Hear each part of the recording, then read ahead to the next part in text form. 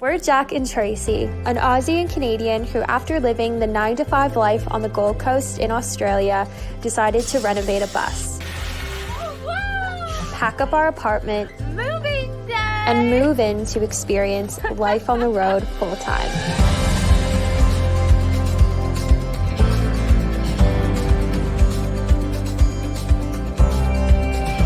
Join us through the ups and downs as we explore our way around this beautiful country.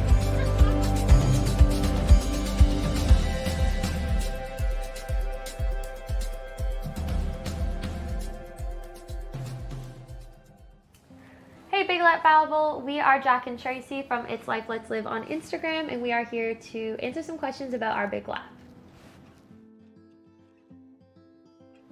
Well, considering we haven't had an address, like a fixed address for nearly 2 years, I guess you'd say at this point we are full-time travelers, yeah. We have been traveling officially full-time since October of 2020. So we decided to do our Big Lap of Australia when COVID happened. So all of our plans that we initially had and that we were saving up money for to go overseas to South America, unfortunately due to COVID, Australia closed its borders. So we knew we still wanted to travel. So the next best thing was to buy a bus, renovate it, and go explore our own backyard.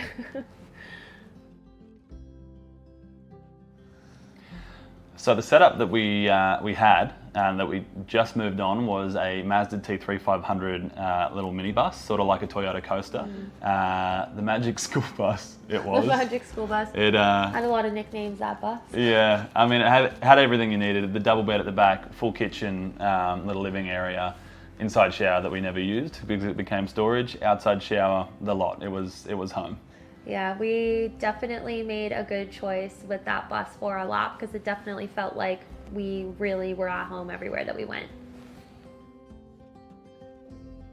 So while we were doing our lap of Australia, we definitely had a bit of a mixed bag between paid campsites such as caravan parks and also free bush camps that we'd find along the way on wiki camps. We definitely had a preference for both, but I'd say we generally would stay at a caravan park 1 to 2 nights per week, and that would just be a really good time for us to reset, have a nice hot shower, do laundry, get stocked up on groceries and things of that nature. But I think we definitely preferred free camps on the road because you could really feel like you were fully immersed in nature a lot of the time. You'd have a lot of places completely and utterly to yourself, which was amazing. And that's such a big part of what van/bus life is just really being able to find little slices of paradise in any little pocket and corner. Such a hard question. That's so hard. When you've done a lap of Oz, I don't know how we're expected to. We have like a year and a half's worth of memories of campsites to like file through and be like, where was our favorite? Well, mine is Betty's Beach in WA. That was stunning. That was just fantastic. That was a pretty epic one, and it was free. For me, coincidentally, my favorite campsite that we stayed at was in South Australia along the Eyre Peninsula, and it was a place called Greenleaf Beach.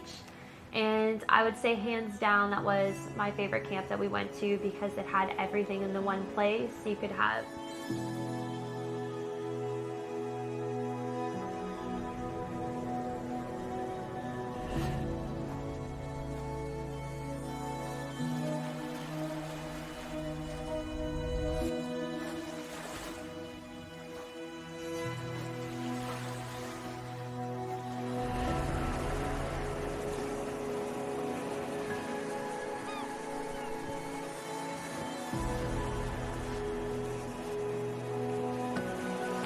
like crystal blue water, epic sunsets and sunrises. Or was it?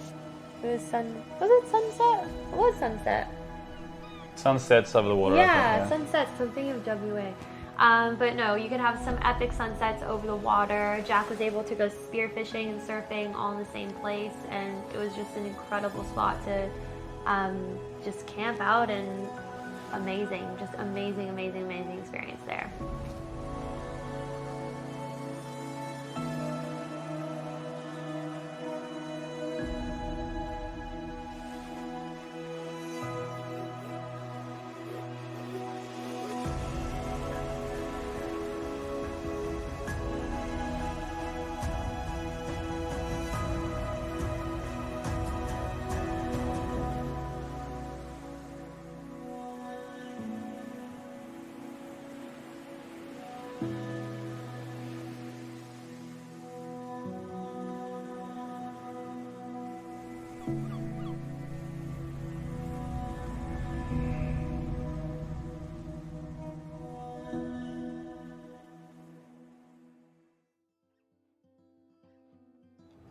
Ooh. Well, I think for sure our favourite state is Queensland, and especially tropical North Queensland.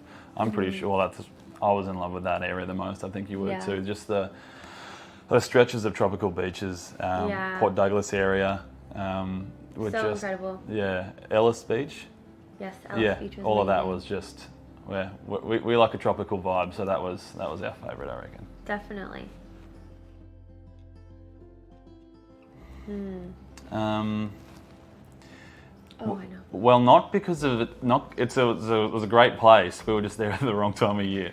Yeah, so we would not go back to Darwin during build-up season. That was a huge mistake on our end. Build up season. It is absolutely terrible up there at that time of year, especially when you are confined to living in a vehicle without air conditioning. That's the season, by the way, just before the wet season, and the humidity is building and building and building. Yeah, it's just unbearable. We truly never experienced heat like that in our entire lives, and We lost our minds. We did lose our minds, a little bit of our sanity for sure. So that part of our trip we would definitely never relive again, is being in Darwin during that time of year, just because it was so mentally and physically draining. The right time of year, though, it would be epic. Yeah, Darwin is a really cool place. One place that we cannot wait to go back to, because it's unfortunately a pretty epic spot that we had to miss during our lap, is Exmouth in WA. Jack, as a surfer, we were absolutely gutted that we had to miss that spot, but just during the time of year that we were traveling, there was 0 campsites available, and there was just absolutely nowhere to stay, and Jack had recently just recovered from, or was slowly recovering from, a surf injury. So it just wasn't the spot for us to try to sneakishly stealth camp in while Jack was injured. So that is unfortunately one place that we are absolutely devastated that we missed during our lap, but we are definitely going to go back there the first chance that we'll we get get. there. Do you want to go scary or funny? Because I feel like there's a bit of a mixed bag of... I don't know why this just came up, but when the guy licked our window, it's just kind of random. Because it's a quick story. Okay. Do you have anything else? Should I think of, I think the grasshoppers? Oh, yeah, that's pretty good. Yeah. Yeah, okay, you do that. No, you do it. That was on the way to the Nullarbor Roadhouse? No, that was in WA on our way to Carragini National Park. Oh, okay. We've clearly traveled a lot. We have a lot in the memory bank. So, where was it? In WA. You say where it was. So a really funny story, something that just comes to memory quickly, is when we were traveling in WA through some of the outback areas, going from the coast to get into Carragini National Park. Yeah, we were just hit with a swarm of grasshoppers that it's not, unless you've seen it, it's nothing compares. It's like there are millions of them, and you're driving sort of through them, and we looked left, and there was just swarms of them. Swarms. And I'm talking grasshoppers like this big, like girthy, like grasshoppers I've never seen the size of like anything else in my life. And they were like traveling side by side at the speed that the bus was, and like they were massive, and there was like a swarm of them on the passenger side that started to like direct and hone in towards the passenger window, and Tracy's like trying to roll the window trying to roll the window up, and these things were just huge. I swear they like eyeballed you, and we're just like I swear they looked you in the eye. Yeah. So before we took off on our lap, Jack and I both had corporate jobs on the Gold Coast in Queensland. And we saved, I would say, solidly saving for about a year and a half before we took off on our lap. And we did work twice while we were on the road over the course of a year and a half. There's so many jobs and interesting work opportunities everywhere you go throughout Australia. And we did 2 remote jobs for a couple months each go, just working in like hospitality and just kind of all-rounder positions. And then we also were able to do a lot of freelance videography work through a production company that we started while we were traveling. Cool.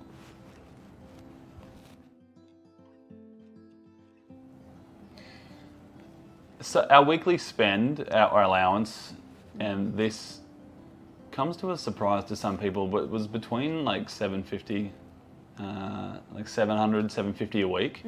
But mind you, that's like everything, like fuel, accommodation costs if we needed them, food, like phone bills, like Netflix, like every single thing per week, give or take, 700, 750. Which, you know, when you think that's everything, which isn't so, for two people, that's not so bad. Like, I think some people's rent is $700 a week. I think there's a very big misconception, though, that once you move into a van, that all of your expenses go away, but that is very false. But we know people that spent a lot more each week on the road, and we also know travelers that spent a heck of a lot less. Yeah. So you can definitely make it. It depends how you want to live. We love our food. She loves cooking. So we spend a bit on food. You know, you can do like the rice and beans 7 days a week if you like, but that just wasn't the dream that we saved up for. So. We work too hard to eat rice and beans 7 days a week. But I would say food, because you also kind of want to give back to the towns that you're traveling in through the cafes and the restaurants and stuff. We think that's really important to actually give back to the small businesses in the towns that are showing you hospitality. So we definitely spent more on food and groceries and just dining experiences, as well as fuel some weeks, because, for example, if you're in the outback, fuel prices are not cheap and you have to do a lot of kilometers over a lot of hours, so that definitely adds up.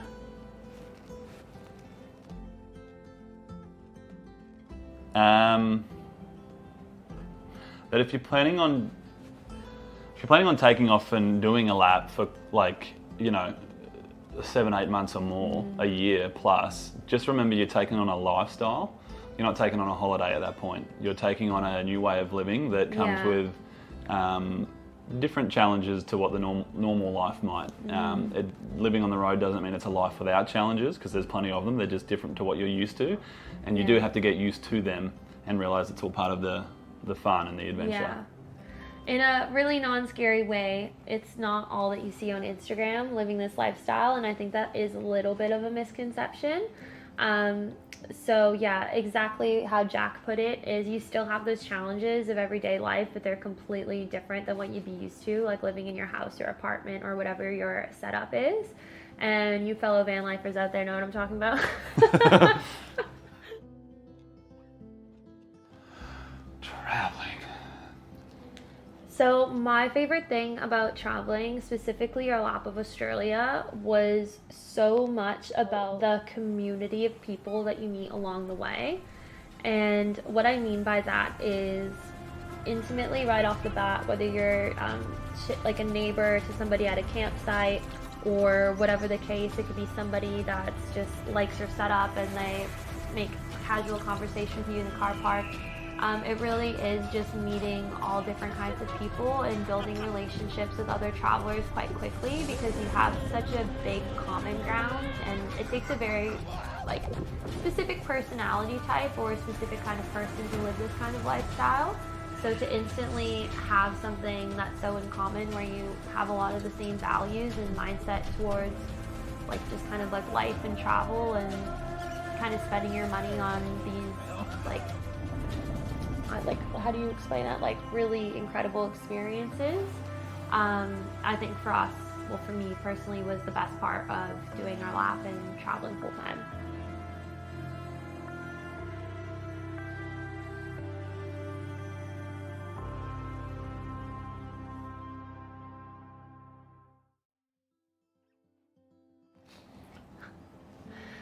This question has a very funny answer.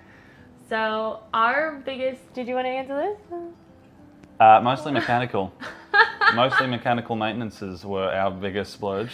Definitely. I think there's like a couple things here and there that Jack and I were like, let's spend our money on this. The only thing I think of like leisurely was some experiences in the Whitsundays, Queensland, on a boat and things like that. But realistically, it was things like a whole brand new gearbox at the very end of the trip, so we could complete our lap. So I'd say that the pier box The list goes on. at the end of the lap was definitely worth a splurge, so we could actually say that we finished our lap.